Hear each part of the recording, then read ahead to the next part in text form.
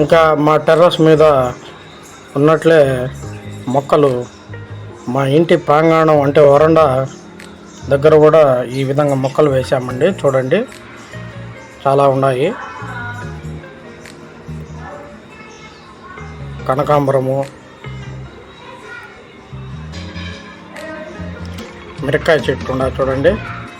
అలాగే ఈ దగ్గుకి తింటారు కదండి, ఈ దగ్గాకుంది. తర్వాత పూల మధ్యలో అల్లే ఆకు, ఆ ఆకు కూడా ఉంది. ఇక్కడే మేము రోజా పూలు, గులాబీ పూలు అంటే ఎల్లో కలర్ రోజా మరియు గులాబీ రెడ్ కలరు వేసి ఉన్నామండి. ఆ చెట్టు కూడా మీకు ఫోటో పెడతాను చూడండి. అది చచ్చిపోయాయండి దిష్టి తగిలి. సో ఇక్కడ ఇంకొక చెట్టు ఉంది చూడండి. ఇది ఇక్కడ వేలాడి తీసుకున్నామండి. ఇక్కడ వేలాడి తీసుకుంటే కోతులు దాన్ని నాశనం చేసి కింద పడేసినాయండి. సో ఈ విధంగా మా ఇంటి వరండా బయట కూడా మొక్కలు పెంచుతున్నామండి. ఇక్కడ చూడండి, టమాటా చెట్టు కూడా ఉందండి. సో టమాటా చెట్టు కూడా ఉంది.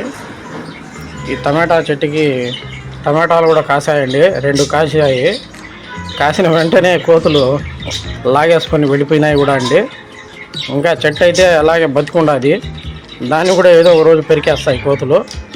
సో టూ మచ్ మంకీస్ అండి, ఇక్కడ డైలీ వస్తూనే ఉంటాయి. సో ఈ విధంగా మా ఇంటి ప్రాంగణంలో right side and left side మేము మొక్కలు అనేది పెంచుతూ ఉన్నామండి. సో పెంచాలండి మొక్కల్ని. సో మొక్కల్ని పెంచడము, చెట్లను పెంచడము ఒక రకంగా సమాజానికి సేవ చేసినట్టే అండి. ఆర్మీలో చేరే మనం సమాజానికి, దేశానికి సేవ చేయాల్సిన పని లేదండి. ఇలాంటి చిన్న చిన్న పనులు కూడా చేసి మనము సమాజ సేవ అని అనిపించుకోవచ్చు. సో దయచేసి మీరు కూడా ఈ విధంగా మొక్కల్ని నాటుతారని ఆశిస్తున్నాను. నా ఈ వీడియో నచ్చితే సబ్స్క్రైబ్ చేసుకోండి ప్లీజ్.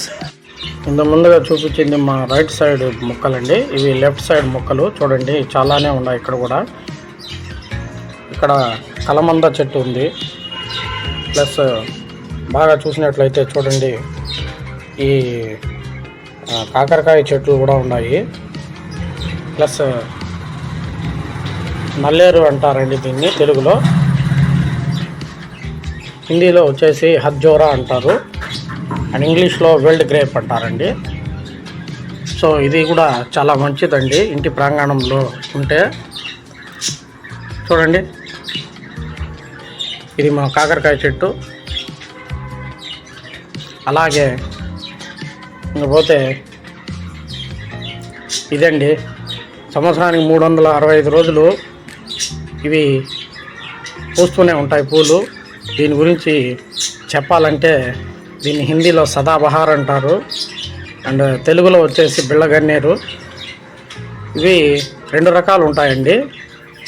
ఒకటి తెల్ల కలర్లో మరియు లేత పింక్ కలర్లో కూడా ఈ విధంగా ఉంటాయి. సో వీటి యొక్క ఉపయోగాలు చాలానే ఉన్నాయండి.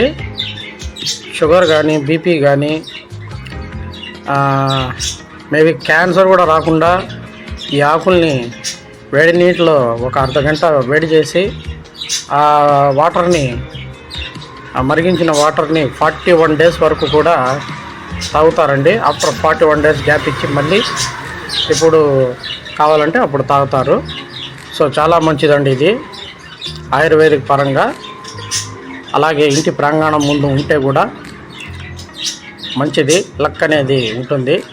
ఇంకొక విషయం ఏమంటే, ఈ చెట్టు యొక్క ఆకులు పసుపు కలర్లో మారకుండా చూసుకోవాలండి. పసుపు కలర్లో మారకుండా చూసుకోవాలి. ఒకవేళ మారినట్లయితే ఆకుల్ని తుడిచి పారేసేయాలండి. మన తెలుగు సాంప్రదాయం ప్రకారము అరిష్టం అంటారండి. అందుకోసము ఆ పసుపు కలర్ ఆకులను ఉన్నప్పుడు తీసి తుంచి పారేయడము చాలా మంచిది. అలాగే ఈ గొడుగు పెట్టానండి, మీరు ఎందుకని అనుకోవచ్చు.